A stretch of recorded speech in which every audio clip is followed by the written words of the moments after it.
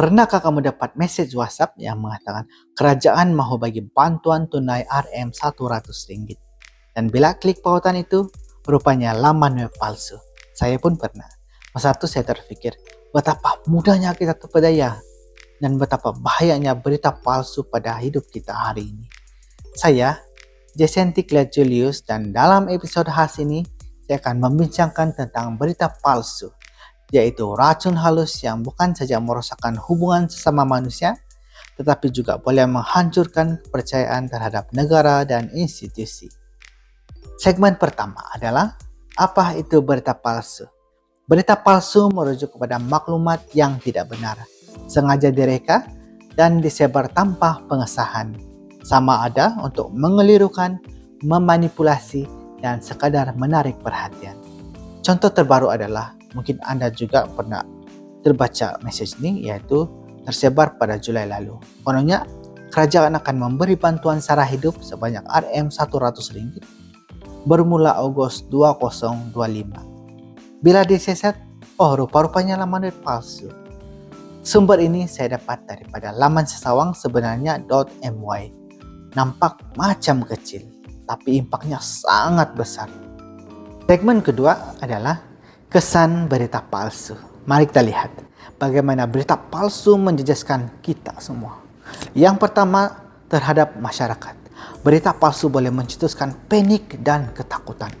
Ingat lagi waktu COVID-19 dulu, ada message konon kerajaan isytiharkan darurat makanan. Ramai serbu pasar raya. Beli stok berlebihan, akhirnya rakyat yang susah.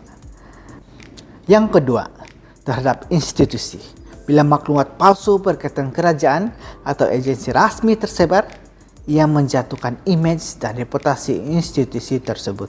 Misalnya, berita palsu yang katakan bantuan kerajaan hanya diberikan kepada kaum tertentu.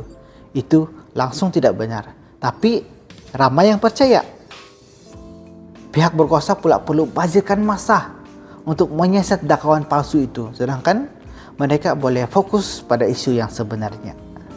Yang ketiga ialah terhadap negara. Jangan ingat, berita palsu hanya mengganggu hidup individu. Ia juga boleh menjejaskan kestabilan negara. Dalam musim pilihan raya, berita palsu mampu ubah haluan pengundi, manipulasi sentimen, dan menyebabkan keputusan yang tidak mencerminkan realiti. Dari sudut ekonomi pula, suasana yang dipenuhi maklumat tidak sahih menyebabkan pelaburan luar hilang keyakinan. Lebih teruk, isu keselamatan pun boleh terjejas kalau berita palsu sentuh hal-hal sensitif seperti agama dan bangsa. Oke, sentimen ketiga, apa kita boleh buat? Jadi, apa langkah yang kita boleh ambil? Yang pertama, tingkatkan literasi digital rakyat. Kita perlu dididik untuk menjadi pengguna yang bijak.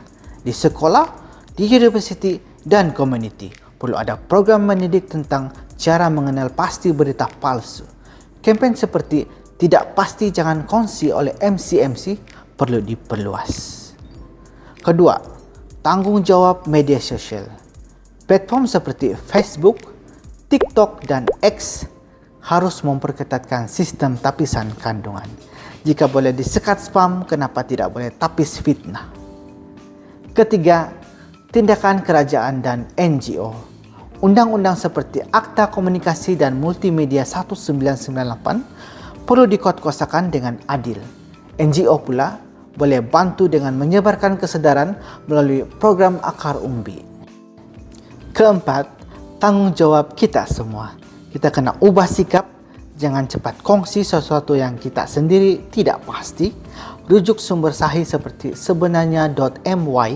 Ingat prinsip 3S, saring, semak, dan sahkan. Berita palsu bukan sekadar gurauan. Ia boleh memecah belahkan masyarakat, menghakis kepercayaan, dan melemahkan negara. Tapi kita semua ada kuasa untuk menapis, memilih, dan menyebarkan kebenaran.